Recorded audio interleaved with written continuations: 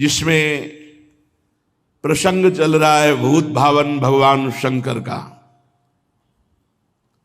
महामहिम करुणा स्वरूप जगत गुरु, उन्हीं की कृपा से ये विशुद्ध हरि भक्ति प्राप्त होती, अन्यथा किसी की सामर्थ्य नहीं है। जा पर कृपा न करें पुरारी, सो न पाव मुनि भगत हमारी। इस जन्म में ना सही तो किसी जन्म में शंकर आराधना बनी है। बिना शंकर आराधना के भगवान श्री हरि की विशुद्ध प्रेम लक्षणा भक्ति नहीं प्राप्त हो सकती। शिवद्रोही ममदास कहावा, सो नरमोही सपने नहीं भावा। और एक गुपुत मत सबई कहो कर जोर, शंकर भजन बिना नर भगत न पावे मोर। जितने बड़े महापुरुष हुए, भगवान शंकर की विशुद्ध कृपा हुई किसी न किसी जन्म में या इसी जन्म में, तो प्रिया प्रीतम की विशुद्ध भक्ति को प्राप्त हुए। पशूनाम पतिम पापनाशम परेशम, गजेन्द्रस्य कृत्यं वसानं वरेण्यं। जटाजूट मध्ये स्फुरद्गांगवारिं, महादेवमेकं स्मरामि स्मरारिं। महेशं सुरेशं सुरारार्तिनाशं, विभुं विश्वनाथं विभूत्यंगभूषं। विरूपाक्षमिन्द्वर्क वह्निर्त्रिनेत्रं, सदानन्दमीडे प्रभुं पंचवक्त्रं। गिरीशं गणेशं गले नीलवर्णं, गवेन्द्राधिरूढ़ं गणातीत रूपं। भवं भास्वरं भस्मनाभूषितांगं, भवानी कलत्रं भजे पंचवक्त्रं। शिवाकांत शंभो शशांकार्धमौले, महेशानशूलिन जटाजूट धारिन। त्वमेको जगद व्यापको विश्वरूप, प्रसीद प्रसीद प्रभो पूर्ण रूप। प्रसीद प्रसीद प्रभो पूर्ण रूप। प्रसंग चल रहा था देवाधिदेव महादेव आदि गुरु भगवान शंकर का अपमान किया दक्ष ने। जब ये प्रजापति पद में हुए तो सभा हुई। उस सभा में सब महान जन पधारे, भगवान श्री हरि नहीं आए थे। सभा में जब कोई बड़ा सम्माननीय पद या कोई बड़ा महापुरुष पधारे तो खड़ा हो जाना चाहिए, हाथ जोड़कर, ऐसी मर्यादा है। सब खड़े हो गए, देवता, अग्नि, देवराज इंद्र और सब लोकपाल, सब। दो नहीं खड़े हुए, भगवान महादेव और ब्रह्मा जी। ब्रह्मा जी पर दृष्टि गई तो दक्ष ने हाथ जोड़कर प्रणाम किया, क्योंकि प्रजापतियों के परमपति परमेष्ठी पद पर विराजमान जगत के पिता हैं। जब दृष्टि महादेव जी पर गई तो उनको बड़ा गुस्सा आया कि हमारा दामाद है, पुत्र के समान है, पर उठकर ना तो अभ्यर्थना वंदना ही की, ना वचन से कुछ बोले, बस कड़ुआ ही कड़ुआ बोलते रहे। पीछे आपने प्रसंग में सुना। जब महादेव जी ने देखा बहुत इधर उधर दोनों तरफ से शाप हो रहा है, तो खिन्न होकर के चल दिए। किंचित उद्विग्न मना युषानुगाह, अपने परिकर के साथ उद्विग्न होकर कि व्यर्थ का क्यों दक्ष ने इतना बड़ा शाप दे दिया, इधर से नंदिकेश्वर ने शाप दिया, व्यर्थ में। बहुत काल व्यतीत हो गया, वो भगवान शिव से बड़ा द्रोह करते थे दक्ष। यद्यपि उनकी लाडली सती जी भगवान शिव की अर्धांगिनी हैं, पर वो भगवान शिव से द्रोह बढ़ता ही गया दक्ष के हृदय में। सदा विद्विष तोरेवम कालौ वै धीमानयो, उस द्वेष को वो बार बार चिंतन करके नया बढ़ाता गया। यही अविवेक है। विवेक का कार्य है तत्काल द्वेष का नाश करके, जो आपसे ना बोले, जो आपसे झगड़ा करे, जो आपसे द्वेष करे, उससे भी द्वेष का नाश करने के लिए नम्रता पूर्वक व्यवहार करो, तत्काल नष्ट हो जाएगा द्वेष। पर वो बहुत समय तक द्वेष करता रहा। जब कोई महापुरुष से द्वेष करे और उसकी उन्नति हो तो जान लेना ये उन्नति नहीं है, ये उसको ऊपर चढ़ाकर पटकने के लिए व्यवस्था की गई। उसी समय ब्रह्मा जी ने प्रजापति तो पहले ही बना दिया था, प्रजापतियों का अधिपति बना दिया। प्रजापति नाम सर्वेशा माधिपत्य स्मयो भवत, और बढ़ा दिया समस्त प्रजापतियों का अधिपति। अब तो और अहंकार बढ़ गया। भगवान शंकर को नीचा दिखाने के लिए ब्रह्म ऋषियों को निमंत्रण दिया और वाजपेय यज्ञ किया, बिल्कुल शिव का भाग नहीं दिया। फिर बृहस्पति शव नामक बहुत बड़ा यज्ञ है ये। जब इस यज्ञ को अनुष्ठान में बड़े बड़े ऋषियों को निमंत्रण, सब भगवत स्वरूपों को निमंत्रण, लेकिन भगवान शंकर के यहां कोई निमंत्रण नहीं, यज्ञ में कोई भाग नहीं। यज्ञ उत्सव में सभी ब्रह्म ऋषि, देव ऋषि, पितर, देवता आदि अपनी अपनी पत्नियों के साथ पधारे। सबका विधिवत स्वागत किया दक्ष ने। खास बात यहां थी कि जो और बहनें थी सती जी की, तो कैलाश के ऊपर ही से विमान से चर्चा करते हुए जा रही थी। बड़ा निमंत्रण दिया है पिताश्री ने, बहुत आदर पूर्वक। ऐसा दक्ष कुमारी सती जी ने ये सुना। सती बिलोके व्योम विमाना, जात चले सुंदर विधि नाना। महाराज, कोई यज्ञोत्सव हो रहा है, हमें लगता है हमारे पिताजी का। क्या ये जो हमने सुना सही है भगवान शिव से? पूछो तब शिव कहो बखानी, पिता यज्ञ सुनी कछुहर सानी। भगवान शिव ने कहा सत्य है, तुम्हारे पिता इस समय बड़े पद पे हैं, बहुत बड़ा यज्ञ कर रहे हैं, और ये सब निमंत्रित देवांगनाएं, देवता, तुम्हारी बहनें, ये सब जा रही हैं।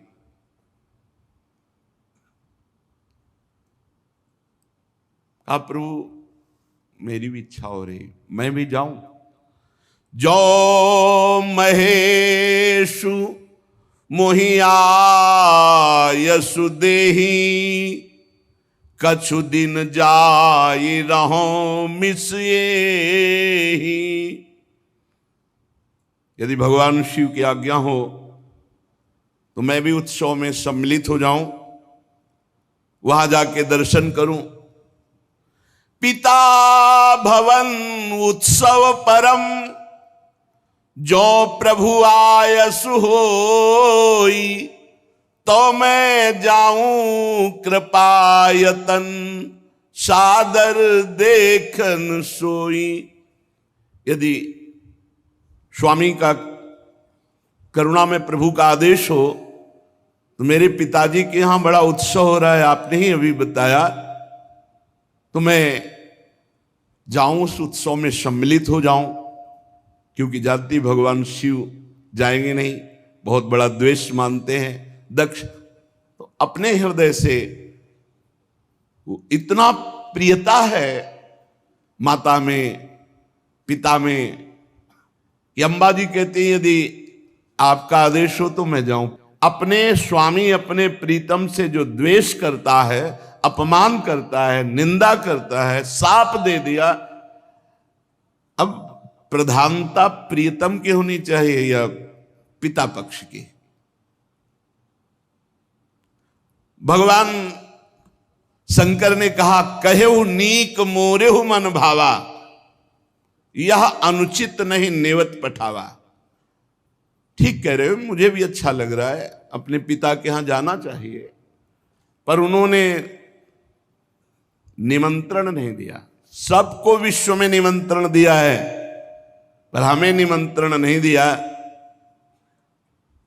ब्रह्म सभा हमसन दुख माना, तेहि ते अजहु करहि अपमाना। ब्रह्म सभा में एक बार तब से लेकर अभी तक वो द्वेष ही द्वेष कर रहे हैं और अपमान करते जा रहे हैं। जो बिनु बोले जाहु भवानी, रही न सीलु स्नेहु न कानी। मुझे लगता है कि बिना बुलाए तुम्हें जाना नहीं चाहिए, नहीं तो तुम्हारा सील, स्नेह, शांति, मान, मर्यादा सब भंग हो जाएगी। नहीं जाना चाहिए। तो अम्बा जी ने भगवान शिव की तरफ प्रश्नवाचक दृष्टि से देखा। महाराज, सारी बात तो आपकी ही है, यदि आप खड़े हो जाते तो मेरे पिता क्यों नाराज होते, और ये समस्या ही ना बनती। भगवान शंकर ने कहा, तुयोदितम शोभन मेव शोभने, अनाहुता अप्यभियंति बंधुषु। सुंदरी, तुम कह सकती हो कि उठ के खड़े होना, प्रणाम करना, अभ्यर्थना करना, आपने क्यों नहीं किया? देहाभिमान से उत्पन्न हुए अहंकारी को हम कभी सम्मान नहीं करते। भगवान शिव क्या कह रहे? देहाभिमान जिसके छाया है, ऐसे अहंकारी, मदाभिमानी, द्वेषी, इनका हम सम्मान नहीं करते। विद्या, तपस्या, धन, सुदृढ़ शरीर, जवान अवस्था और उच्च कुल, ये 6 सत्पुरुषों में तो गुण का काम करते हैं, पर यही अगर नीच स्वभाव वालों में आ जाएं तो अभिमान बढ़ा देते हैं और दोष का काम करते हैं। उनकी विवेक शक्ति नष्ट हो जाती है और वो महापुरुषों का भी अपमान कर देते हैं। इसी से जिन्हें तुम अपना बांधव समझ रही हो, वो हमें शत्रु समझ रहे हैं। तुम्हें नहीं जाना चाहिए।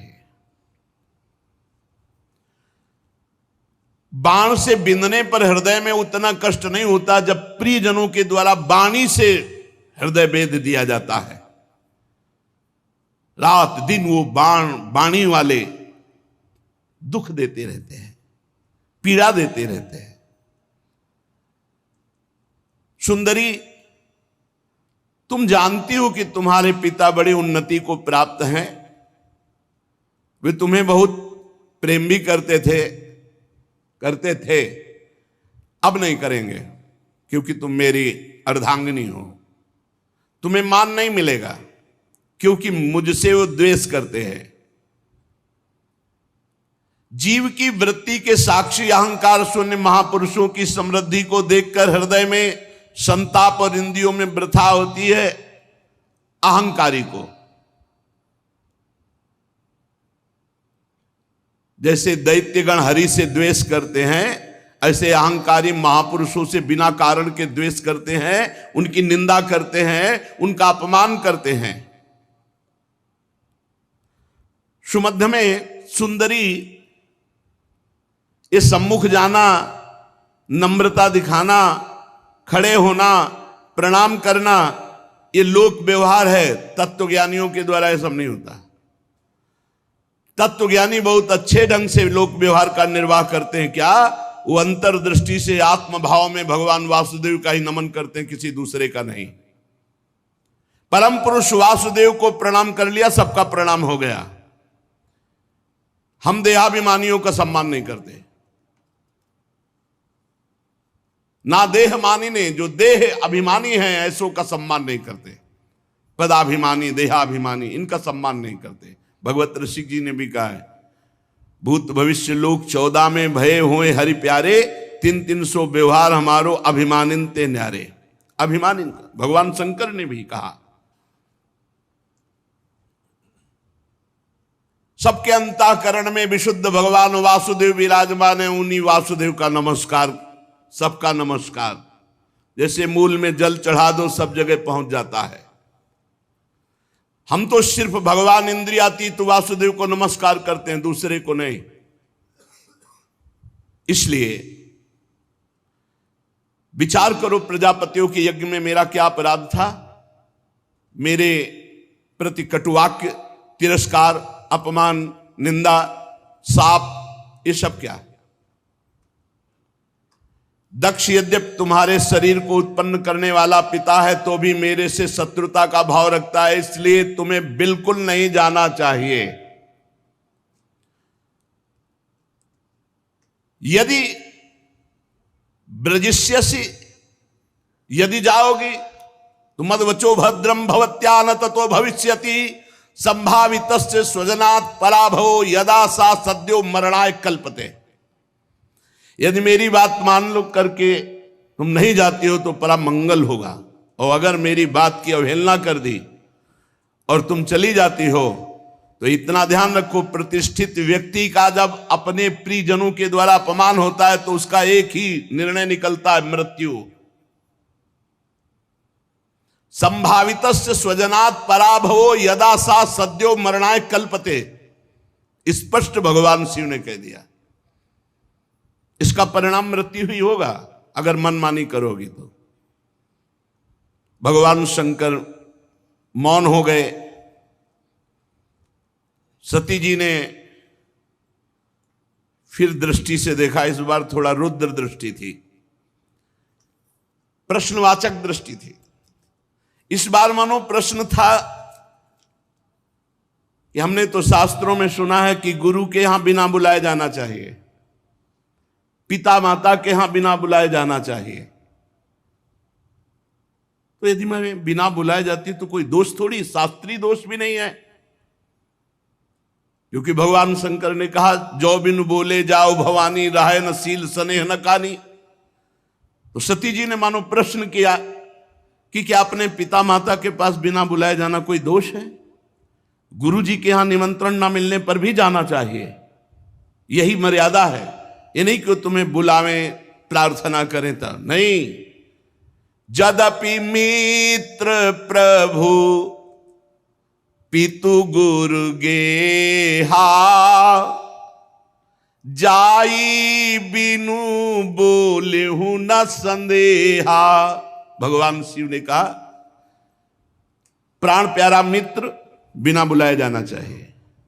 इष्ट देव के यहां, स्वामी के यहां बिना बुलाए जाना चाहिए, गुरुदेव के यहां बिना बुलाए, और माता पिता के यहां। ये 4 जगह है जहां निमंत्रण की परवाह नहीं की जाती। परम प्राण प्रिय मित्र, स्वामी का गृह, और गुरुदेव और माता पिता। भगवान शंकर ने कहा ठीक सिद्धांत है ये, पर तदपि विरोध मान जहां कोई, तहां गए कल्याण न होई। यदि मित्र द्रोह रखता है तो नहीं जाना चाहिए, यदि माता पिता द्वेष रखते हैं तो नहीं जाना चाहिए, यदि गुरु की इच्छा है कि तुम ना हो तो फिर नहीं जाना चाहिए, यदि स्वामी की इच्छा है कि तुम हमारी दृष्टि में ना पड़ो तो नहीं जाना चाहिए। तदपि विरोध मान जहां कोई, तहां गए कल्याण न होई। भगवान शिव ने कहा वहां नहीं जाना चाहिए। भांति अनेक शंभु समुझावा, भावी बस न ज्ञान उर आवा। भगवान शंकर बहुत प्रकार से समझा रहे हैं, लेकिन अंबा जी को भगवान शंकर की सीख इस समय अच्छी नहीं लग रही। क्यों? क्योंकि ममत्व जोर कस गया। माता पिता बहनों का प्यार, बड़ा उत्सव है, सबसे मिलेंगी, ये जोर कस गया तो आद्य गुरु भगवान शंकर प्राण प्रीतम है, उनकी बात अच्छी नहीं लगी। खड़ी हो गई सती जी और अपने परिवार के जनों के दर्शन की इच्छा से कैलाश से चल पड़ी। फिर लौट आती है, फिर भगवान शंकर को देखती है, फिर चल पड़ती है, फिर लौट आती है। इस प्रकार कई बार ऐसी दुविधामयी स्थिति हुई। बंधुजनों की प्रबल मिलने की इच्छा और महादेव जी नाराज ना हो जाए, ये ऐसी दुविधा दुचित स्थिति आ गई। बार बार निकलना, बार बार वापस आना, आखिरी बार भगवान की शंकर की तरफ रोष दृष्टि से देखा, कांपने लगा शरीर सती जी का, और ऐसा लगा मानो भस्म कर देंगी। ततो विनिः स्वस्य सती विहाय तम शोकेन रोषेण च दूयता हृदा। शोक क्रोध चित्त को बेचैन कर दिया और भगवान शंकर की तरफ रुद्र दृष्टि से देखा। आखिरकार जिन भगवान शिव ने अपना अर्धांग उनको बनाया, उनको छोड़कर वो लंबी लंबी सांस लेती हुई माता पिता के घर की तरफ चल पड़ी। जब देखा महादेव जी ने कि अब सती जी तो रुकेंगे ही नहीं, तो कई हजार रुद्रगणों को आदेश किया और अपने निजी वाहन वृषभराज नंदकेश्वर को आदेश किया, जाओ तुरंत जाओ। हजारों भगवान शिव के पार्षद माता जी से विनय की कि वाहन पर विराजमान हो। अपने वाहन पर नहीं माता जी जा रही, भगवान शिव के वाहन नंदकेश्वर वृषभराज पर विराजमान हुई। मैना पक्षी गेंद दर्पण जितना सामग्री श्रृंगार की, श्वेत छत्र चंवर माला राजचिन्ह दुंदुभी शंख बांसुरी और हजारों की संख्या में शिव पार्षद आसपास से, ये भगवान शिव ने अपनी तरफ से। माता जी आखिरी बार तो बहुत रुद्र दृष्टि देख करके गई। अब जब सेवकों के साथ यज्ञशाला में प्रवेश किया तो वहां ब्राह्मण लोग वेद ध्वनि उच्च स्वर से होड़ लगी हुई थी। देखा स्वर्ण डाब चर्म आदि के जो मिट्टी काठ आदि के पात्र अलग अलग, सब देवताओं का भाग, सबकी व्यवस्था, लेकिन पूरी यज्ञ में कहीं भी भगवान शंकर का कोई स्थान नहीं, कोई भाग नहीं। सती जी को जे ही दक्ष ने देखा तो बड़े क्रोध दृष्टि से देखा और कोई आदर नहीं, कोई बातचीत नहीं। सती जी ने देखा, अरे मेरे प्रीतम का कहीं यज्ञ में कोई भाग नहीं और ये पिता होकर मेरे साथ ऐसा बर्ताव। बहनें जो बड़ी मुस्कुराती हुई एक उपहास जनित ऐसे, निमंत्रण तो गया होगा आपके पास सती जी के, हमारे पास, हमारे लिए तो वाहन भी गया था, व्यवस्था भी गई थी, अच्छा भले आ गए, उपहास। केवल एकमात्र सती जी की माता उस सहृदय प्रेम से मिली। सादर भले ही मिली एक माता, भगिनी मिली बहुत मुस्काता।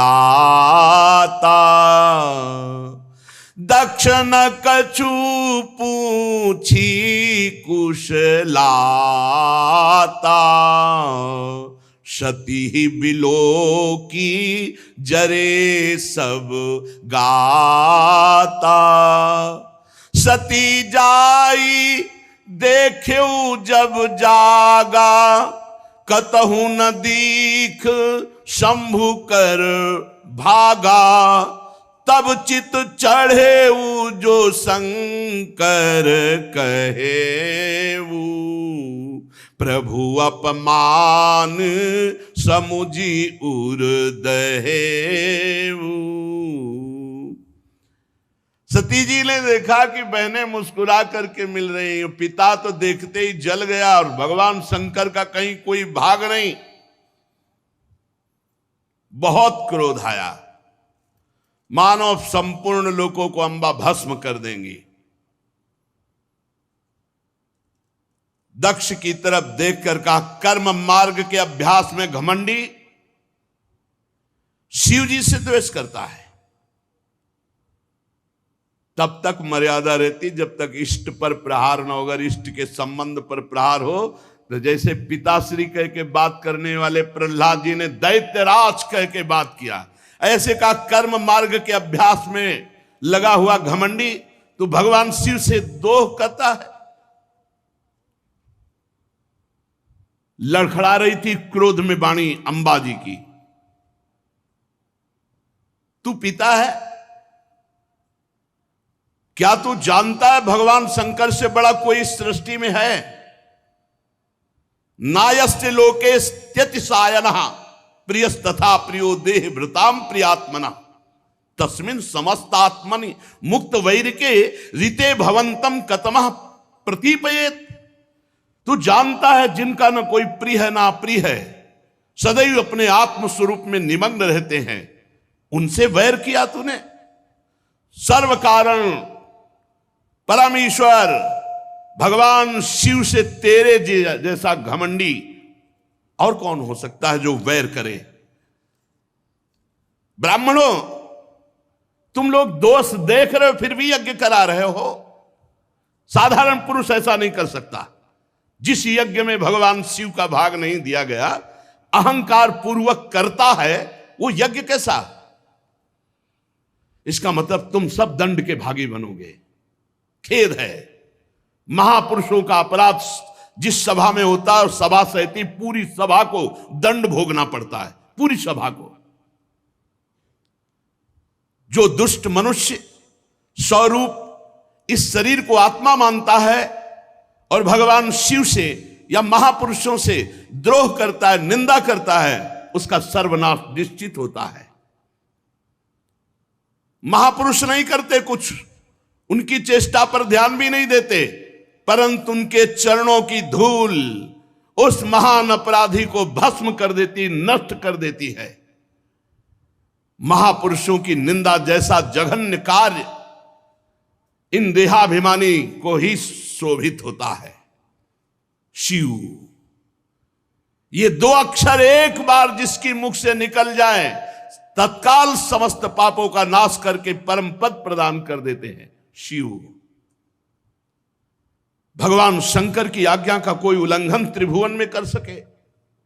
पवित्र कीर्ति मंगल में मेरे स्वामी शंकर से द्वेष करता है पिता तू अमंगल रूप है, तेरा सर्वनाश निश्चित है।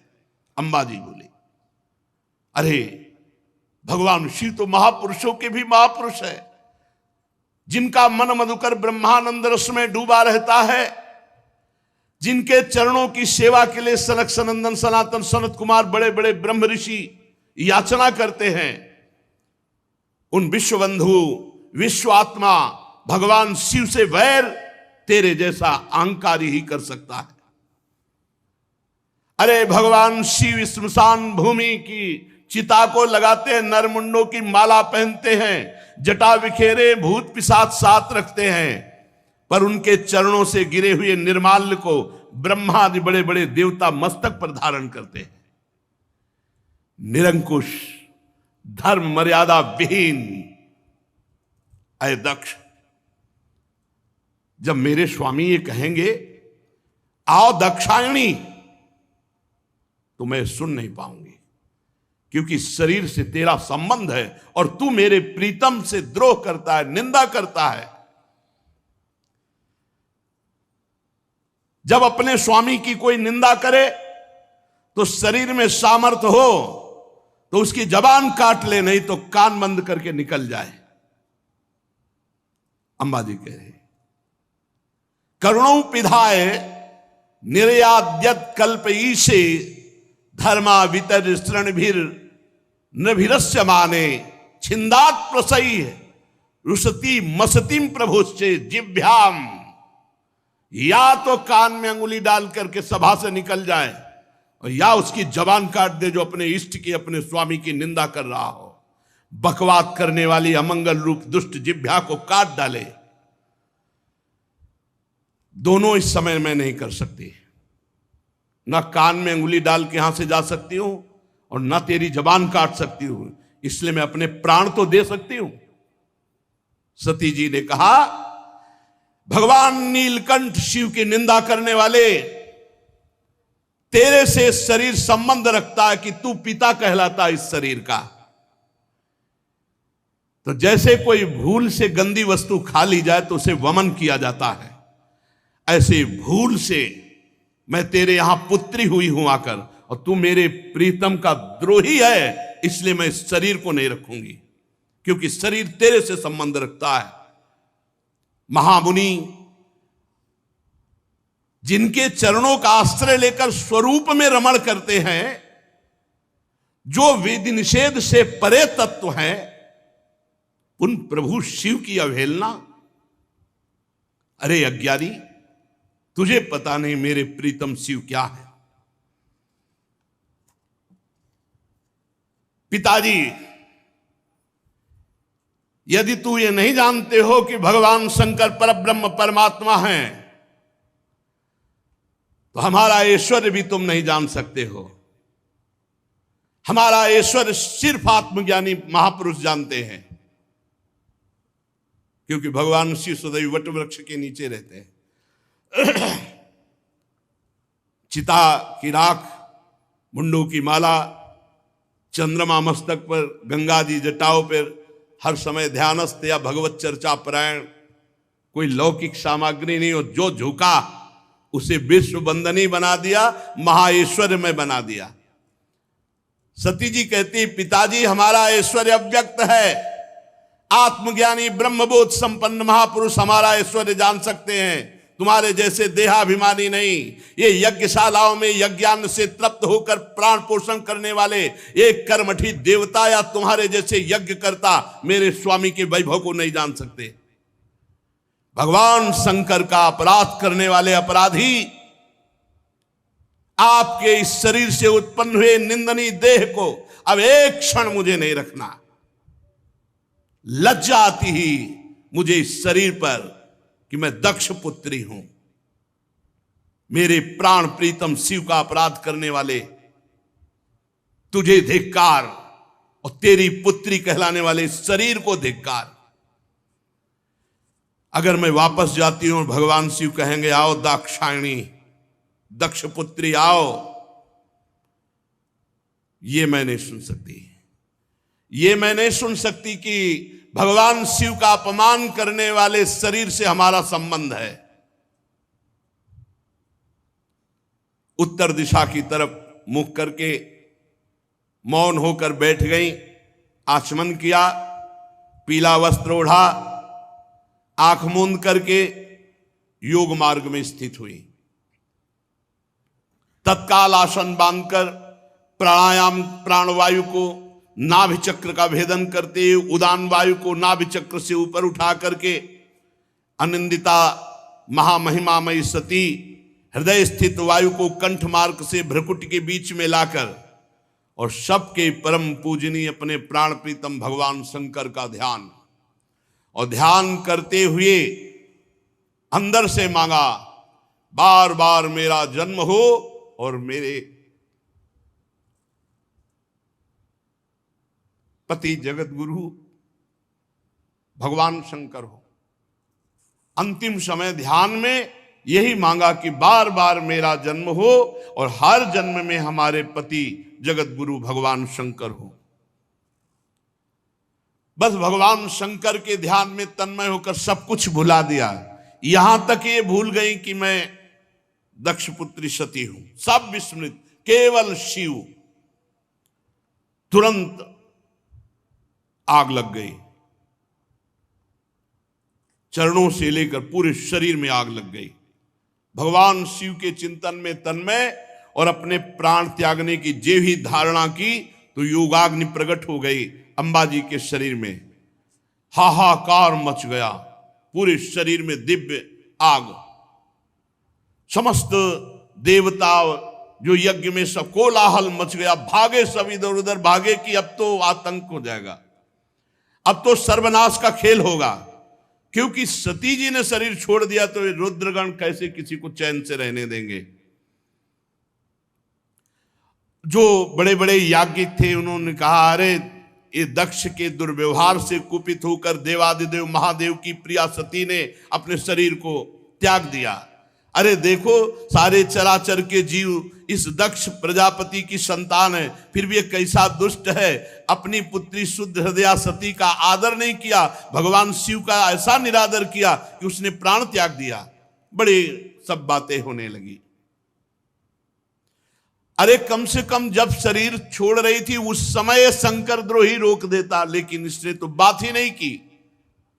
जेव ही ये सूचना, यज्ञ मंडप के बाहर शिव पार्षद खड़े थे, शिव पार्षदों को सूचना मिली, हाहाकार मचा हुआ, सती जी ने अपने शरीर में योगाग्नि प्रकट कर ली।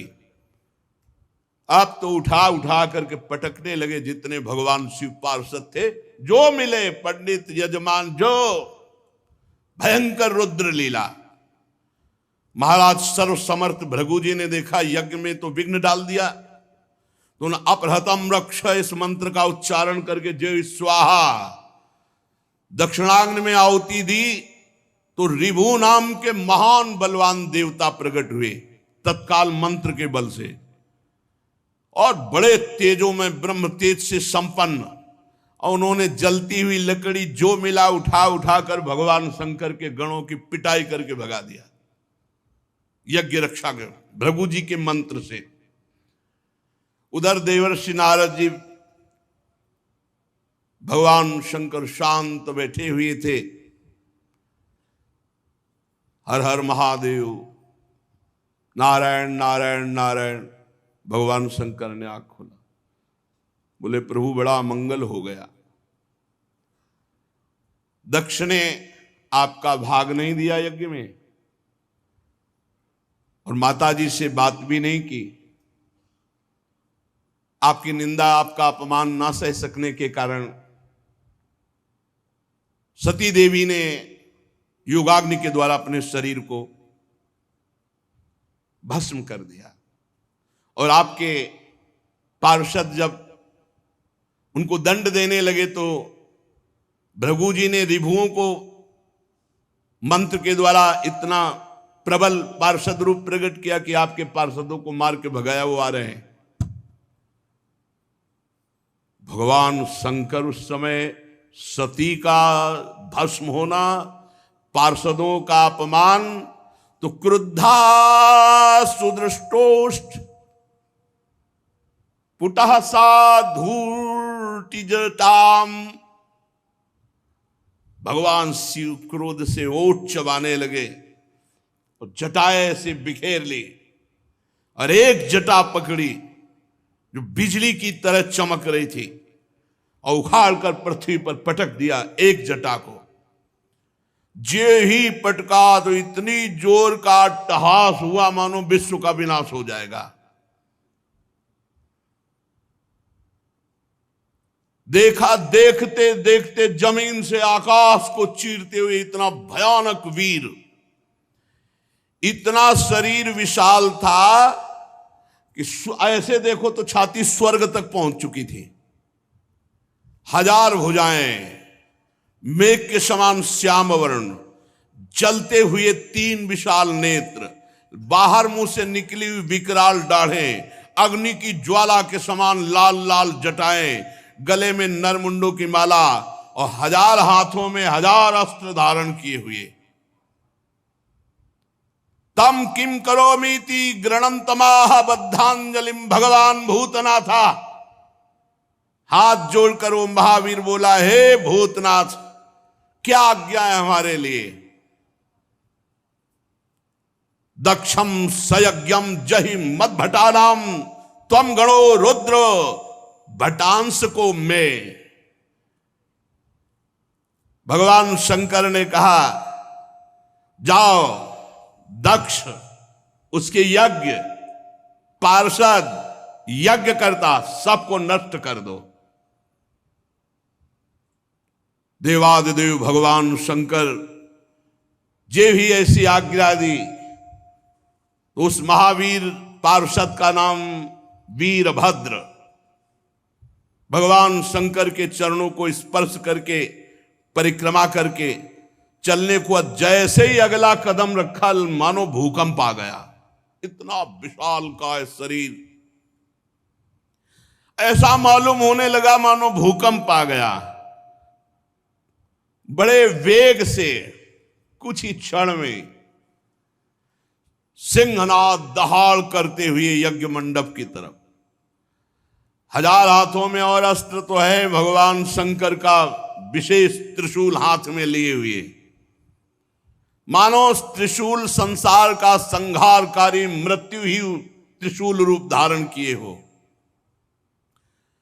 हजारों सेवक और पीछे चल रहे रुद्रगण, आगे वीरभद्र। वीरभद्र के पैरों की धमक से पृथ्वी हिल रही थी। ऋत्वज यज्ञशाला में जजमान सदस्य ब्रह्म ऋषि धमक से समझ गए कुछ गड़बड़ होने वाला। अट्टहास सुनाई दिया, धूल दिखाई दी, तो जो चतुर विद्वान ब्रह्म ऋषि थे तो उन्होंने कहा कि अभी निकल लो। जो कुछ समझदार थे वो तो लघु शंका के बहाने, और जो थे कि मैं मंत्र के द्वारा अब देवता प्रकट करूंगा फिर रुद्रगणों की, अब वो बात नहीं थी, क्योंकि ये और कोई नहीं, महाकाल स्वयं रूप धर के वीर रुद्र का। जब वो चल रहे थे तो ऐसा लग रहा था आंधी तूफान चल रहा है, इतनी धूल उड़ रही थी। जटाएं ऐसी चमक रही थी मानो बिजली चमक रही हो। अट्टहास, गर्जना। दक्ष पत्नी प्रसूति अन्य स्त्रियों से व्याकुल होकर कहने लगी कि अब सर्वनाश निश्चित है, क्योंकि सती का तिरस्कार हुआ, महादेव जी को पता चल गया। भगवान शिव के अनादर का परिणाम अभी सर्वनाश शुरू हो जाएगा, मुझे अनुभव हो रहा है। इतने ही में प्रलय काल उपस्थित, जटाजूट बिखेरे हुए, शस्त्रास्त्रों से सुसज्जित और सामने तांडव करते हुए और रुद्रगण और विशाल काय शरीर वीरभद्र मेघ गर्जना के अट्टहास से 10 दिशाएं कंपायमान कर दी। बार बार शिव शिव वीर रुद्र पुकारते, मानो विधाता ने साक्षात काल की रचना की हो विनाश के लिए। जो महात्मा जन ब्रह्म ऋषि भाग नहीं पाए, वो एक दूसरे की तरफ दया की दृष्टि से देख रहे थे। कोई मंत्र है, उच्चारण करो, अब बचाओ। इसी समय दौड़ करके रुद्र सेवकों ने संपूर्ण यज्ञ मंडप को, जो लघु शंका के लिए निकल गए थे तो बड़े प्रवीण थे, घेर लिया। और भगवान शिव के जो गण हैं, किसी का मुख मगरमच्छ जैसा, कोई भूरे रंग का, कोई बौना, कोई कैसे कैसे भगवान शिव के गण हैं। जितने वहां थे, किसी को मुख में डाला, किसी को मसला, किसी को काटा, किसी को मारा, वहां हाहाकार मचा। किसी ने यज्ञशाला के खंभों को तोड़ दिया, किसी ने यज्ञ के पश्चिम भाग को नष्ट कर दिया, किसी ने सभा मंडप को, किसी ने उत्तर भाग को, किसी ने यजमान गृह को, किसी ने पाकशाला को, किसी ने यज्ञ के पात्र जो देवताओं के भोग लघु शंका, लघुशंका का यज्ञ नष्ट हो, दक्ष नष्ट हो और संपूर्ण सभा को दंड मिले, ये भगवान शिव का आदेश है। जो अग्नियां घी से तृप्त लघुशंका, पेशाब, हर देवता को दंड मिल रहा है। यहां भगवान शिव का तांडव शुरू। रुजुर यज्ञ पात्राणि तथैकेगाग्नीन नाशयन कुंडेषु मूत्रयन केचित भिदुर्वेद मेखला। कोई यज्ञ कुंड में पेशाब कर रहा है, कोई वेदिक जो मंत्रों से मेखला सूत्रों से सुरक्षित रखा गया तोड़ दिया। कोई भी अग्नि वहां सुरक्षित नहीं थी जिसमें लघुशंका न की, सब बुझा दी। जो बड़े बड़े ऋषि शुरुआत लिए थे, पकड़ पकड़ के दाढ़ी मार पिटाई दक्ष ने। भगदड़ मच गई पूरी यज्ञशाला में। जो देवता भागे उठा के पटक दिया। मणिमान जी ने भृगु जी को, जो देवता विभू प्रकट किए थे, बांध लिया, उठा के पटक दिया और छाती में धर करके चरण उनकी दाढ़ी उखाड़ी। चंडीस ने पूखा को जब वो साप दे रहे थे ना, देखते जो हंस रहे थे, और जब सती जी नाराज होके बोल रही थी तब हंस रहे थे, तो चंडीस ने पहला घूंसा मारा कि 32 उनके बाहर निकल आए। जो पूषा देवता थे, नंदीश्वर ने भग देवता को पकड़ा हो, आंख दिखा दिखा के दोनों आंखें फोड़ दी। और वीरभद्र ने प्रजापति दक्ष को ऐसे जैसे बाज अपने पंजे में पकड़ लेता छोटे पक्षी को, ऐसे दक्ष प्रजापति को पकड़ा। भगवान शंकर के रुद्रों की जो सेना थी, भयंकर लीला शुरू हुई। बड़े बड़े देवता गिरा के मार पत्थर कुचल रहे हैं। जितने ऋत्वा सदस्य देवता जितने आए हुए निमंत्रण में थे, कोई ऐसा नहीं जिसको पीटा ना हो, जिसके अंग भंग ना हो गए हो। भगदड़ मच गई पूरी, किसी को भागने नहीं दिया, आसपास से घेरे हुए। भृगु जी शुरुआ हाथ में लिए थे। वीरभद्र का बड़ी लंबी दाढ़ी उखाड़ ली गई। जो प्रजापति ऐसे मुछ ऐठे हुए सब बैठे थे, महादेव जी के पार्षदों ने मुछ उखाड़ ली, किसी की दाढ़ी उखाड़ ली, दांत तोड़ दिए, आंख फोड़ दिए। भारी देवादिदेव महादेव जी के पार्षद इस समय न कोई मंत्र काम कर रहा है, ब्रह्म ऋषियों का न साप काम कर रहा है कि जाओ कुछ नहीं, जल लिए रहो हाथ में, कुछ नहीं। ये शिव प्रताप है।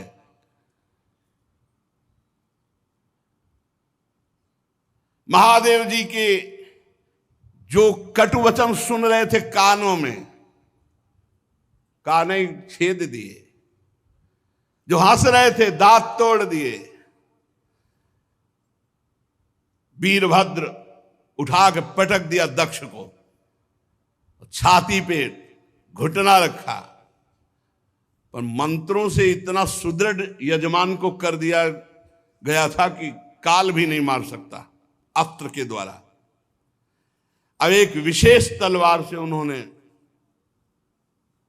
लेकिन खरोच भी नहीं लगी दक्ष के गले में।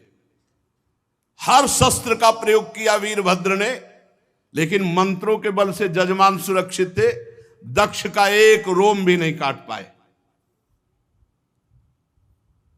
तब वीरभद्र ने कहा जरूरत ही नहीं अस्त्र की। धरालाद और पकड़ के खोपड़ी ऐसे ऐठ करके, वैसे किसी अस्त्र से नहीं काटा। ले तुम्हारे मंत्र काम। सब मंत्रों को ऐठ करके खोपड़ी और जो पूर्णाहुति जैसे होती है ऐसे यज्ञशाला में झोंक दिया दक्ष की खोपड़ी को। यजमान दक्ष का धड़ लेकर के यज्ञाग्नि में भूत प्रेत पिशाच तांडव कर रहे हैं यज्ञ में। हाहाकार मच गया। वीरभद्र ने संपूर्ण यज्ञ को विध्वंस कर दिया। कोई सुरक्षित नहीं, सब नष्ट भ्रष्ट किया और क्षण में कैलाश वापस। भगवान शिव को प्रणाम किया और कहा, प्रभु जैसा आपने आज्ञा की थी वैसा ही हुआ। त्रिशूल पट्टिस गदा पर एक मुदगर आयुधों से छिन्न भिन्न होकर ऋत्वत सदस्य जजमान साफ नष्ट भ्रष्ट कर दिए गए। अब उनमें जिनकी सांसें चल रही थी, अब ऐसे ऐसे महापुरुष थे, अंतर ध्यान हुए, ब्रह्मा जी के पास पहुंचे, बोले प्रभु ऐसा ऐसा सब पूरा। दो नहीं गए थे इस यज्ञ में, न ब्रह्मा जी गए थे न भगवान हरि गए थे। ये पहले से जानते थे कि जहां शिव का अपमान होता है वहां सर्वनाश लीला होती है, इसलिए यज्ञ में नहीं गए थे, न ब्रह्मा जी न श्री हरि। जब जो बचे हुए देवता वो जाकर के वहां प्रार्थना की, सब अंग भंग। भगवान श्री हरि ने कहा, परम तेजस्वी पुरुष का अगर कोई दोष भी बन जाए तो उसका अपराध नहीं करना चाहिए, फिर निर्दोष महापुरुष का अपराध करने पर तो सर्वनाश हो ही जाएगा। अगर वो तेजस्वी पुरुष है, अगर उससे कोई अपराध भी बन जाए तो उसके साथ अपराध के बदले में अपराध न करे, नहीं तो नाश हो जाएगा। फिर जो निर्दोष महापुरुष हैं उनकी निंदा, उनका अपमान तो सर्वनाश कर ही देगा। और फिर तुम लोगों ने भगवान शंकर का अपमान, भगवान शंकर की निंदा, भगवान शंकर को भाग न देना। चलो अब जो हुआ सो हुआ, सब चलो भगवान शंकर के पैर पकड़ो। तुम लोग शुद्ध हृदय से यदि भगवान शंकर की प्रार्थना करोगे तो बहुत जल्दी आशुतोष हैं, वो बहुत जल्दी प्रसन्न हो जाते हैं। दक्ष के दुर्वचन, दक्ष का अपमान, प्रिया सती का वियोग, इसलिए तुम यदि मंगल चाहते हो, दूसरा संकल्प ना बनने पावे, सब चलो भगवान शंकर के पैर पकड़ो चल के, क्षमा अपराध मांगो। अगर दूसरी बार कुपित हो गए तो लोकपालों के सहित लोक के लोक भस्म हो जाएंगे, किसी की ताकत नहीं कि बचा सके। भगवान ने ऐसा कहा। भगवान रुद्र परम स्वतंत्र हैं, उनकी सामर्थ्य को न तो कोई ऋषि मुनि जानता, न कोई देवता जानता है, न देवराज इंद्र जानते हैं, न यज्ञ स्वरूप और कोई, और यहां तक कि मैं स्वयं नहीं जानता हूं क्यों कितने सामर्थ्यशाली हैं। इसलिए एक ही उपाय है, चलो सब चरण पकड़ लो भगवान शंकर की।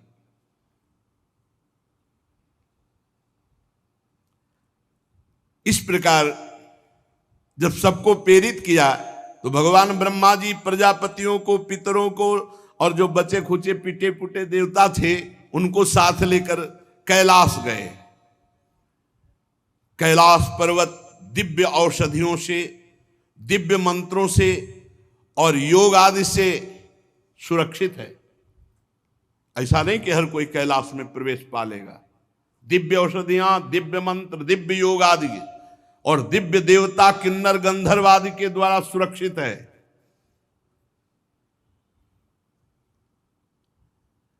मणिमय शिखर कैलाश पर्वत के विभिन्न दिव्य धातुओं से युक्त है। बड़े निर्मल झरने बह रहे हैं। बहुत सुंदर विहार स्थली कैलाश पर्वत। मोरों के शोर, मदांध भ्रमरों के गुंजार, कोयलों की कुहू कुहू ध्वनि, पक्षियों का कलरव और कल्प वृक्ष की ऊंची ऊंची डालियां जिनमें पक्षी चहक रहे, बड़ा सुंदर कलकल ध्वनि झरनों की हो रही है। मंदार, पारिजात, सरल, तमाल, साल, ताड़, कचनार, असन, अर्जुन, इनके बड़े बड़े वृक्ष हैं। आम, कदम्ब, नीप, नाग, पुन्नाग, चंपा, गुलाब, अशोक, मौलसिरी, कुंद, कुर्बक, सुनहले शतपत्र कमल, इलायची, मालती की मनोहर लताएं, कुब्जक, मोगरा, माधवी की बेलें, ये बहुत सुंदर, ये सब देवता लोग देखते हुए जा रहे हैं। कटहल, गूलर, पीपल, पाकर, बड़, गूगल, भोज वृक्ष, औषधि जाति के पेड़, केले, नाना प्रकार के सुपारी, राजपूग, जामुन, खजूर, आमड़ा, आम, पियाल, महुआ, लिशौड़ा, ये बड़े बड़े वृक्ष। सरोवर सुंदर सुंदर जिनमें उत्पल, कलहार, शतपत्र, सहस्त्रपत्र के कमल खिले हुए हैं। झुंड के झुंड पक्षी वहां भ्रमण कर रहे हैं। हरिण, बानर, जंगली सुअर, सिंह, रीछ, शाही, नीलगाय, सरब, बाघ, कृष्ण मृग, भैंसे, करड़ांत, एक पद, अश्वमुख, भेड़िया, कस्तूरी मृग, ये सब झुंड के झुंड बनाकर, और देखा कि उसके चारों ओर नंदा नाम की दिव्य नदी, जिसमें केवल देवी सती ही स्नान करती थी। परम पवित्र कैलाश पर्वत की रमणीयता को देवता बड़े आश्चर्यचकित होकर देखते हुए जा रहे हैं। वहां अलका नाम की एक सुरम्यपुरी सौगंधिक वन देखा, जिसमें सुगंध फैलाने वाले सौगंधिक नाम के कमल खिले हुए थे। नंदा और अलकनंदा नाम की दो नदियां कैलाश के आसपास, तीर्थपाद श्री हरि के चरण रज के संयोग से अत्यंत पवित्र अलकनंदा देवगंगा, अलकापुरी चांदी सोने बहुमूल्य मणियों सैकड़ों विमानों से छाए। इसके बाद जैसे बिजली चमकती है, ऐसे तेजों में शिखर कैलाश के। कुबेर भगवान के सेवक शंकर जी के हैं। अलकापुरी कुबेर की राजधानी है। उसको छोड़कर जब आगे बढ़े तब देखा 100 योजन ऊंचा बट वृक्ष, 100 योजन ऊंचा,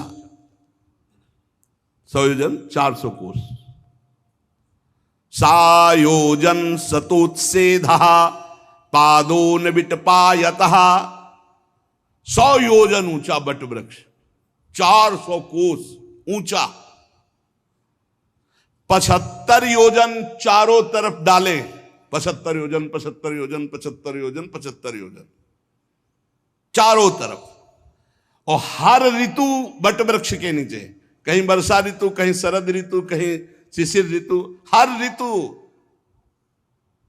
ये भगवान शिव का बैठने का बट वृक्ष है।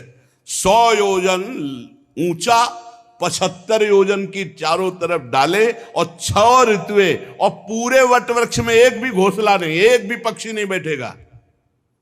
भगवान शिव का ये वास स्थल, ये महायोगमय बट वृक्ष है। सब ब्रह्मादि देवताओं ने देखा भगवान शंकर विराजमान है, शांत स्वरूप गौर वर्ण।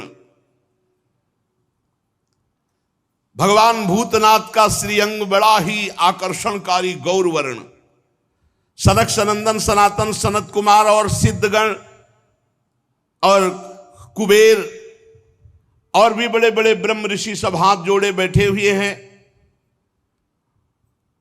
देवर्षि नारद सनातन ब्रह्म के विषय में कुछ प्रश्न किया है, उसका उत्तर भगवान शिव दे रहे हैं।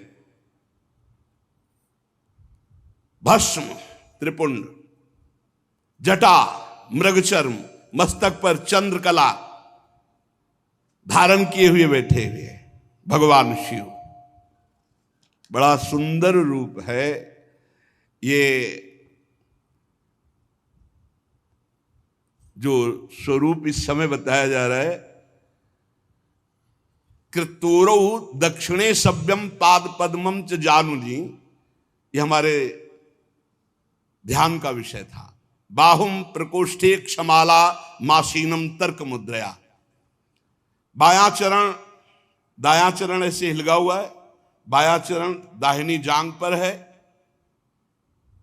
और बायां हाथ बाएं घुटने पर, यहां कलाई में रुद्राक्ष की माला, और तर्क मुद्रा से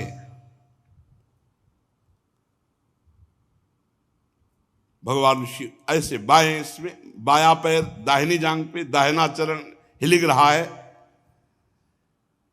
और योग पट्ट कहते हैं काठ की बनी हुई टहनी, टेकनी, जिसमें ऐसे वो ऐसे दाहिनी तरफ लगी हुई। बड़े बड़े देवता, मननशील मुनि, बड़े बड़े लोकपाल सब हाथ जोड़े खड़े हैं। ऐसी मुद्रा में उपदेश कर रहे हैं। यहां रुद्राक्ष की माला, ज्ञान मुद्रा, आशीष मुद्रा, अर्धनेत्र खुले हुए, बाएं चरण को दाहिनी जांग पर और दाहिना चरण हिलगा हुआ, वो ऐसा अद्भुत गौरवर्ण स्वरूप, यही ध्यान का विषय था।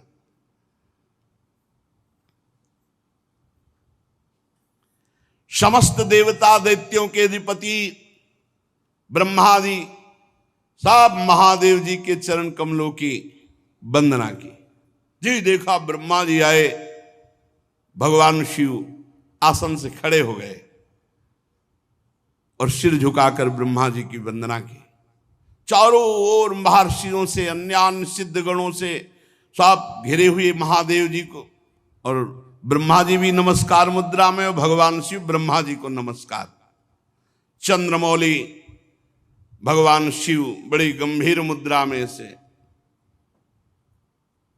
हंसते हुए ब्रह्मा जी ने कहा, जाने त्वामीशं विश्वस्य जगतो योनि बीजयो शक्ति शिवस्य च परम यत्तत् ब्रह्म निरंतरम। मैं जानता हूं स्वामी, आप संपूर्ण जगत के रचयिता है, पालन करता है और संहार करता है। ब्रह्मा जी कह रहे हैं विश्व की योनि शक्ति और विश्व के पुरुष शिव स्वरूप आप ही पर ब्रह्म है, आपसे ही संपूर्ण सृष्टि प्रकट होती है, शिव और शक्ति से। भगवान आप शिव शक्ति से संपूर्ण लीला करते हुए इस जगत को मकड़ी के जाले के समान प्रकट करते हैं, इसी पर खेलते हैं। आपकी ही बांधी हुई वर्णाश्रम धर्म की मर्यादा है। महामंगल में महेश्वर जो आपकी आराधना करते हैं, वो स्वर्ग चाहे तो स्वर्ग, मोक्ष चाहे तो मोक्ष, धन चाहे तो धन, जो चाहे आप प्रदान करते हैं। महानुभाव, हम सब आपको प्रणाम करते हैं, अपने आप को आपके चरणों में समर्पित करते हैं। प्रभु, ये पशु स्वभाव वाले लोगों की गलती पर आप क्रोध न कीजिए। प्रभु आप कृपा कीजिए। ये देहाभिमानी लोग, इनकी नियत अच्छी नहीं होती। ये दूसरों की उन्नति देखकर रात दिन कूढ़ा करते हैं और बड़े मर्म भेदी अज्ञानी दुर्वचन बोलते रहते हैं। प्रभु आप जैसे महापुरुषों को इनको दंड देना उचित ही है, पर अब शांत हो जाइए। प्रभु ये अज्ञान के द्वारा मारे हुए हैं। देवाधिदेव भगवान आप प्रसन्न होइए। ब्रह्मा जी ने, समस्त देवताओं ने बड़ी प्रार्थना की। कहा प्रभु यदि आप प्रसन्न हैं तो भगत देवता के नेत्र फोड़ दिए गए, उनके नेत्र मिल जाएं। भृगु जी की दाढ़ी जम आवे, जिन जिन के दांत मुंह आंख सब तोड़े गए हैं, सब देवता सबके अंग ठीक हो जाएं। रुद्रदेव जो जहां घायल हुआ है, जो जहां मारा गया है, वो वहीं से जी जाए, उसके अंग जग जाएं। और प्रभु अब कृपा करो, जजमान भी जिंदा होना चाहिए, यज्ञ भी पूरी होनी चाहिए। महादेव जी ने कहा मैं किसी पर नाराज नहीं होता हूं। देखो भगवान शिव ने कहा मैं किसी पर नाराज नहीं होता हूं। इत्यजे नानु नीतेन भवेन परितुष्यता नाघम प्रजेश बाला नाम वर्णये नानु चिंतये। क्योंकि मैं जानता हूं देव मायाभिभूता नाम दंडस्तत्र धतो मया। ये अपराधी लोग अपने कर्म के परिणाम में खुद नष्ट हो जाते हैं। मैं नाराज नहीं होता हूं। मैं तो केवल ये सावधान करता हूं कि तुम्हारा कर्म ही दंड रूप भयंकर धारण करके तुम्हें नाश कर देगा। ये उनका कर्म ही था जो वीर रुद्र के रूप में गया और नाश कर दिया। चलो सबके अंग भंग जिनके हुए हैं, सबके अंग नवीन जागृत हो जाएं। जागृत हो गए। भग देवता, मित्र देवता, भृगु, जिसका जो जो कुछ नष्ट हुआ वो सबके पूषा के दांत नए नहीं लगेंगे। अब हलुआ का भोग लगेगा इनको। बहुत खिल्ली उड़ा रहे थे, इनके दांत नहीं आएंगे केवल, और सबके अंग आ जाएं। अब इनके पिसा हुआ भोग लगेगा। और दक्ष प्रजापति का सिर तो जल गया, बकरे का सर लगा दिया जाए, भगवान शिव ने कहा, और यज्ञ पूरी की जाए, और यज्ञ का आखिरी भाग मेरा, तो यज्ञ पूरी हो जाएगी। जिनकी भुजाएं टूट गई हैं याज्ञिकों में से, तो अश्विनी कुमार की भुजाओं से, भृगु जी की दाढ़ी भृगु जी जैसी नहीं जगेगी, बकरी जैसी जगेगी। याद तो रहेगा इनको। भगवान शंकर के वचन सुनकर ब्रह्मा जी बोले धन्य है, धन्य है। अरे किसी तरह प्रसन्न तो हो गए। धन्य नहीं तो दोबारा तीसरा नेत्र खोल देते तो लोक और लोकपाल सब भस्म हो जाते। शिव है शिव, जो इनको जानते नहीं है उसे बोले भगवान शंकर अपने में आ जाए तो कोई है ही नहीं, कोई है नहीं, कोई नहीं है मगर अपने भोले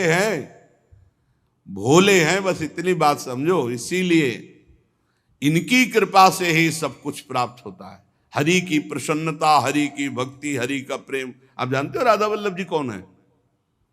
इन्हीं की आत्मा है, इन्हीं से प्रकट हुए हैं, इन्हीं से प्रकट हुए। भगवान शिव है। भगवान शिव ने जब ऐसा भगवान शंकर के वचन सुनकर के कि भगवान शिव प्रसन्न हो गए, धन्य है सब देवता, अब वैसा ही किया गया।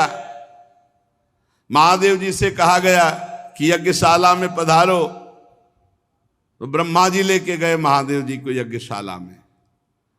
भगवान शंकर की दृष्टि पड़ते ही सब जीवित हो रहे जितने मारे गए थे, और जैसा जैसा विधान किया वैसा सबके अंग।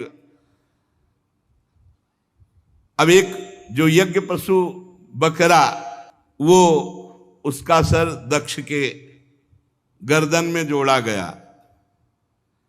जे ही जोड़ा गया तो शिव दृष्टि पड़ते ही उठ गए।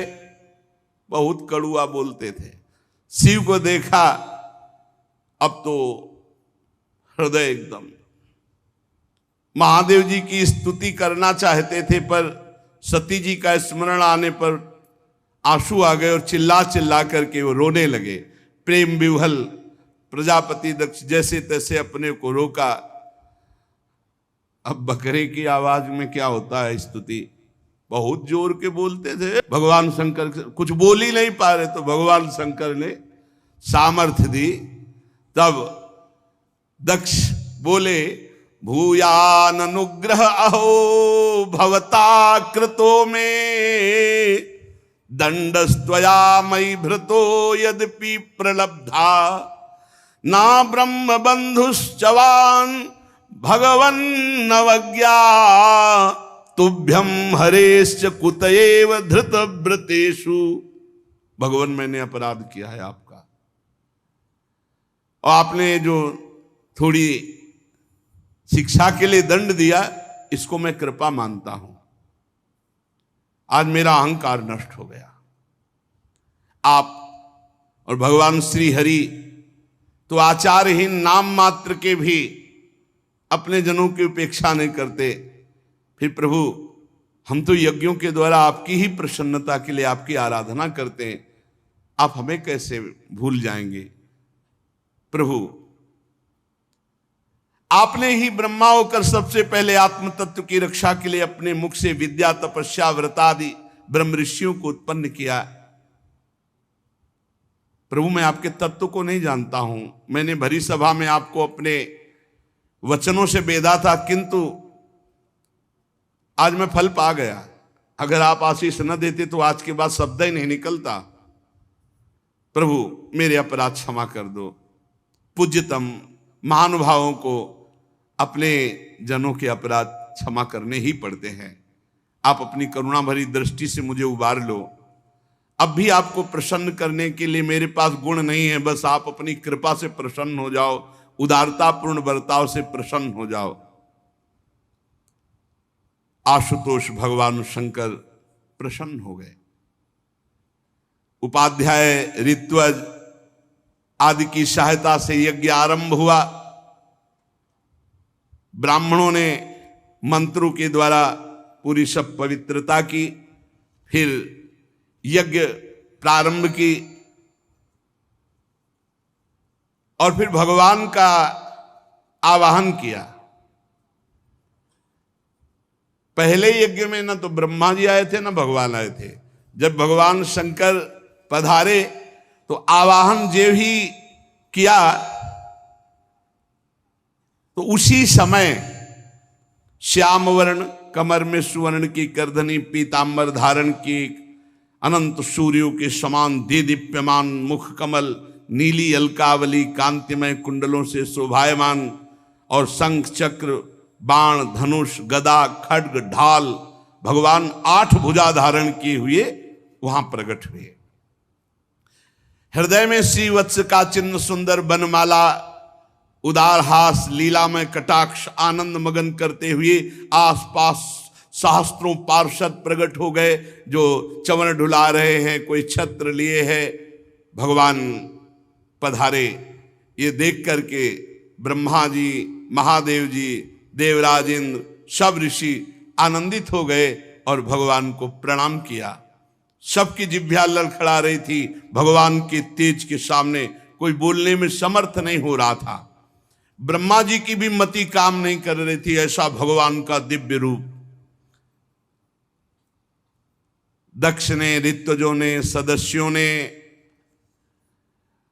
भगवान शंकर ने, भृगु जी ने, ब्रह्मा जी ने, इंद्र ने, याज्ञिकों ने, ऋषियों ने, सिद्धों ने, यज्ञ पत्नियों ने, लोकपालों ने, योगेश्वरों ने, और ब्रह्म स्वरूप वेद मूर्तिमान होकर के, फिर अग्निदेव मूर्तिमान होकर समस्त देवताओं ने, गंधर्वों ने, विद्याधरों ने और ब्राह्मणों ने, सबने भगवान की अलग अलग स्तुति की।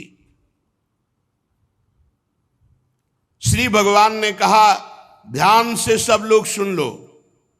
जब सबने विनय की, इन सब ने, तो भगवान ने कहा, सुनो, जगत का परम कारण मैं ही महादेव हूं, मैं ही ब्रह्मा हूं और मैं ही हरि हूं। उपाधि शून्य। हे विप्रवरो, तुम मेरी इस बात को स्वीकार करो कि जो मोरे ब्रह्मा, विष्णु और शंकर इन 3 रूपों में थोड़ा भी भेद देखता है और किसी का भी अपमान करता है, वो कभी सुरक्षित नहीं रह सकता। भगवान कह रहे, अहम ब्रह्मा च सर्वश्च जगतः कारणम परम आत्मेश्वर उपदृष्टा स्वयं दृग विशेषण आत्ममायाम समाविश्य सोहम गुणमयीम द्विज सृजन रक्षण हरन विश्वम दध्रे संज्ञाम क्रियोचिताम। सृजन करना ब्रह्मा रूप से, रक्षा करना विष्णु रूप से और विनाश करना शिव रूप से। मैं इन क्रियाओं को स्वीकार कर 3 रूपों में प्रकट हुआ हूं। इसलिए हम तीनों में कभी कोई भेद न करे। मैं परब्रह्म हूं। जो अज्ञानी पुरुष है वो मुझ ब्रह्मा, रुद्र और हरि इन रूपों को अलग अलग करके देखता है। बहुत ध्यान से सुने। जो हरि उपासक है शिव निंदा न करें, जो शिव उपासक है हरि निंदा न करें। नहीं, दोनों को कुछ नहीं मिलेगा, बस परिणाम में दुख ही मिलेगा। जैसे सिर, हाथ और पैर अपने बराबर प्यारे होते हैं, अपने ही अंग होते हैं, ऐसे ही मैं चराचर जगत के रूप में भी हूं। हम ब्रह्मा विष्णु महेश्वर तीनों स्वरूपता एक ही है। संपूर्ण जीवों में मैं ही हूं। जो ऐसा जानता है वही परम ज्ञानी है, वही तत्व ज्ञानी है, वही परम शांति को प्राप्त होता है। भगवान ने ऐसा समस्त यज्ञ में पधारे हुए देवता ऋत्विज आदि को उपदेश सुना। बहुत बढ़िया यज्ञ हुई। यज्ञ का बचा हुआ शेष भाग भगवान को, शंकर जी को दिया गया। इधर एवं दाक्षायणी हित्वा सती पूर्व कलेवरम यज्ञे हिमवता क्षेत्रे मेना या मित सुश्रुम। जिस समय सती जी शरीर त्याग रही थी तो केवल भगवान शंकर का चिंतन था। तो शरीर त्याग कर हिमालय की पत्नी मेना के गर्भ से जन्म लिया। अंबाजी ने जो सती स्वरूप से थी, वो अपना शरीर जब पूरा किया तो हिमालय के यहां सती मरत हरि सन बरु मांगा जन्म जन्म शिव पद अनुरागा, तेहि कारण हिम गिरि गृह जाई, जन्मी पार्वती तनु पाई। अपना शरीर छोड़ते समय अम्बा ने भगवान शिव का चिंतन किया था और ये बात कही थी कि जन्म जन्म भगवान शिव हमारे पति हों। हिमांचल के घर में पार्वती के रूप में माता जी ने जन्म लिया। जब से उमा जी हिमांचल के घर में जन्मी तब से रिद्धियां सिद्धियां संपत्तियां वहां सेवा में उपस्थित हो गई। बड़े बड़े मुनियों ने हिमालय में आश्रम बना लिया और तपस्या परायण हुए। सब प्रकार के नए नए वृक्ष सदा पुष्प फलयुक्त हो गए और तरह तरह की मणियों की खानें हिमालय में स्वयं प्रकट हो गई। सब नदियों में स्वच्छ जल बह रहा है। पर्वत पर सभी प्रकार का आनंद छा गया क्योंकि जगन माता प्रकट हुई पार्वती जी के रूप में। पार्वती जी के हिमालय में प्रकट होने से अद्भुत संपत्ति शोभा, प्रतिदिन नए नए मंगल उत्सव और बड़े बड़े ऋषि मुनि वहां आकर दर्शन करते।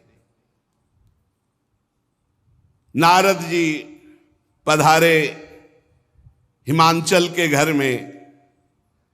पर्वतराज हिमांचल ने चरण धोए, उत्तम आसन पर बैठाला, स्त्री सहित मुनि के चरणों में प्रणाम किया, चरणोदक पान किया, घर में चरणोदक छिड़का।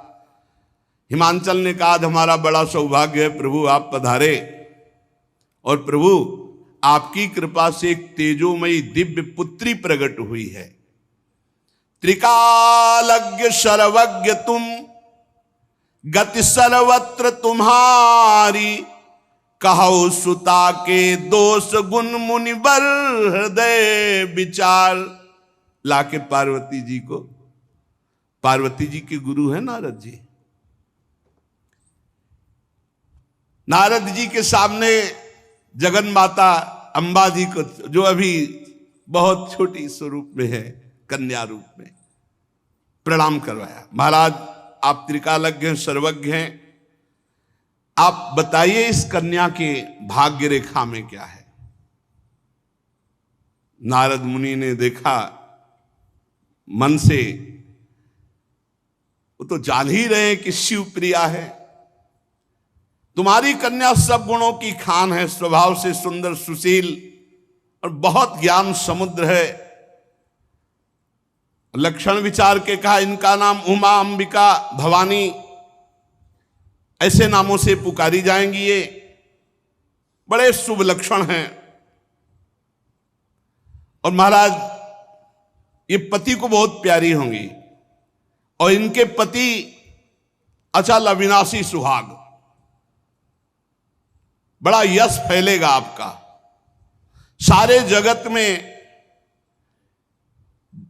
इससे बढ़कर कोई पूज्य नहीं होगा। जो इसका पूजन करेंगे वो जो कामना करेंगे वो प्राप्त कर लेंगे।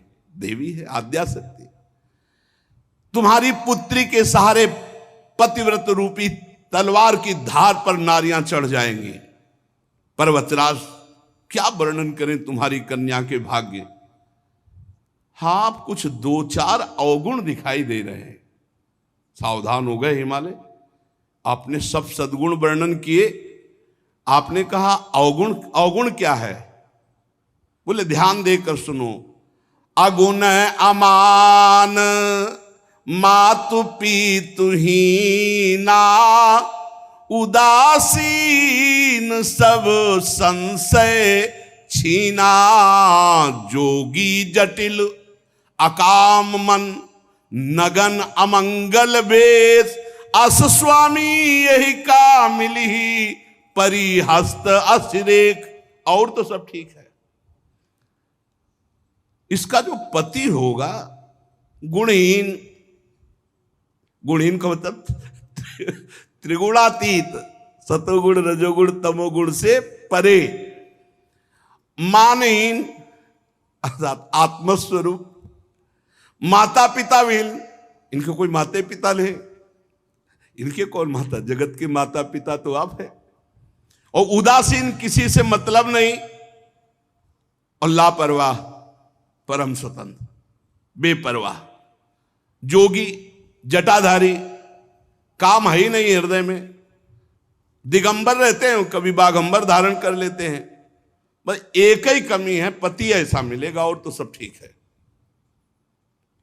नारद जी की वाणी सुन करके सखियों को और उमा जी को, मैना और हिमांचल को, सबको आंसू आ गए, लेकिन अलग अलग भाव में। हिमांचल और मैना जी के आंसू आ गए, इतनी सुंदर पुत्री, ओ ऐसा विधाता की बुद्धि खराब, ऐसा वर्ग की, और उनके आंसू आ गए। सखियों का, हमारी सखी इतनी सुंदर, ऐसा पति। और उमा जी के आए कि जिनको मैं चाह रही थी, ये सारे लक्षण उन्हीं में है, ये सारे लक्षण उन्हीं में है, अर्थात वो मुझे प्रभु शिव ही वर रूप में मिलेगी। लेकिन कहा किसी से कुछ नहीं, सबके आंसू आ रहे, दशा अलग अलग है चिंतन की। सखियां पार्वती जी की तरफ देख रही कि इतना सुंदर रूप, त्रिभुवन त्रिपुर सुंदरी है माता जी, और पति ऐसा, कह रहे जोगी जटिल अकाम मन नगन अमंगल वेश, अस्वामी यही का मिली परी हस्तरेख। किसी की समझ में नहीं आ रहा, मानो हाथ जोड़कर हिमवान कह रहे कि कोई अनुष्ठान, कुछ ऐसा जिससे ये रेखा बदल जाए, पति ऐसा ना हो मिले। देव ऋषि जी कह रहे नहीं, भाग्य रेखा तो वैसे ही भाग्य रेखा है, और हम जो जो आपको कह रहे हैं, हमारी बात कभी झूठी नहीं हो सकती, आप याद रखना। हिमवान, मैना, चतुर सखियां सब चिंतित हो गई। कहा मुनीस हिमवंत सुन, जो विधि लिखा लीलार, देव दनुज नर नाग मुनि को न मेट निहार। सुन लो भाई, जंतुर बंधवाने और नाना प्रकार के छूछा, सुन लो, भजन करो, भजन, भगवान का नाम जप करो, इस चक्कर में मत फंसो।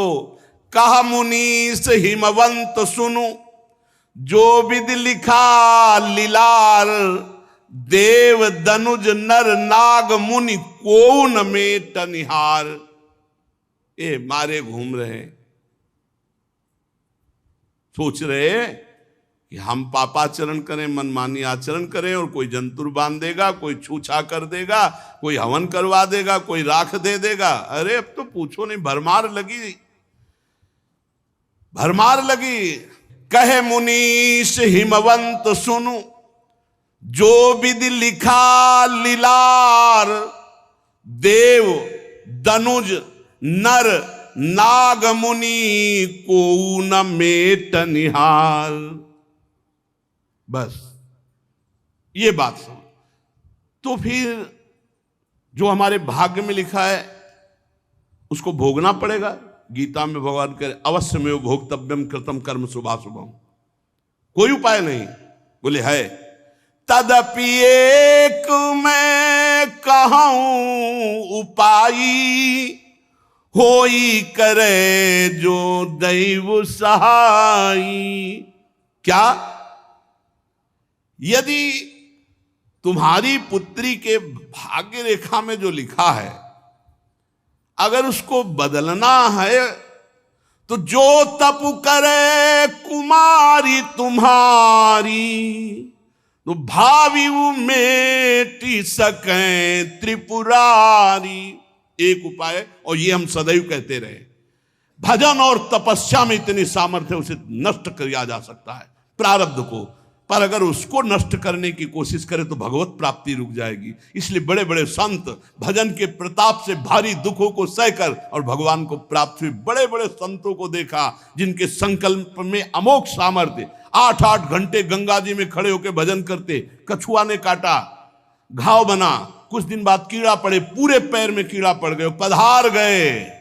सामर्थ्य इतनी की एक इतनी बड़े मटके में छोटे से, और पंजीरी लाखों को बांट दे तो पंजीरी खत्म न हो। पंजीरी बाबा उनके कहते, एक से एक बरगदिया बाबा, कितने सिद्धों की बात बताएं। देव दनुज नर नाग मुनि को न मेटन हार।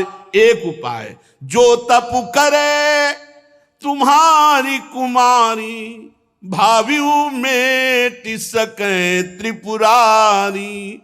अगर तपस्या की जाए, भजन किया जाए तो मिटाया जा सकता है, पर उसको मिटाने में लगो तो भगवत प्राप्ति में बाधा हो जाएगी।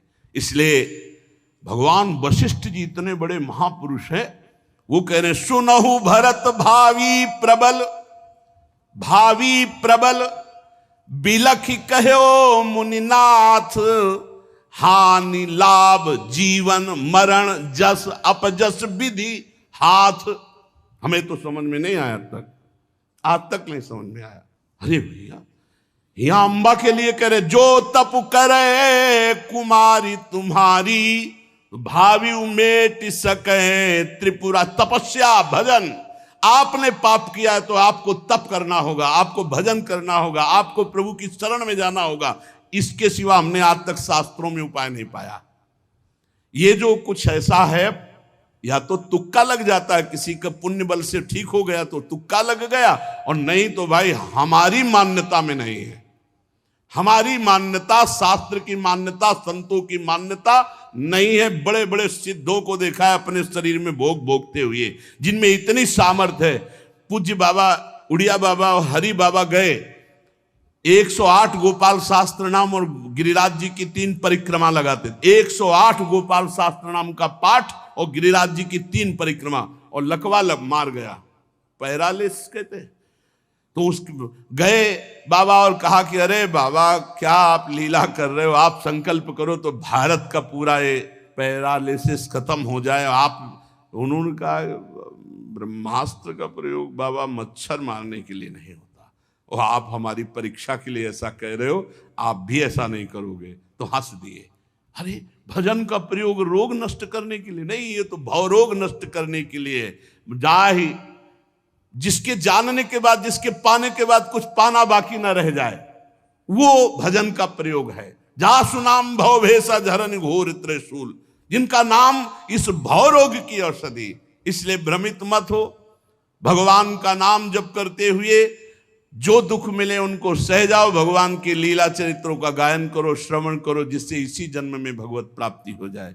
माता जी की शेष चर्चा आगे।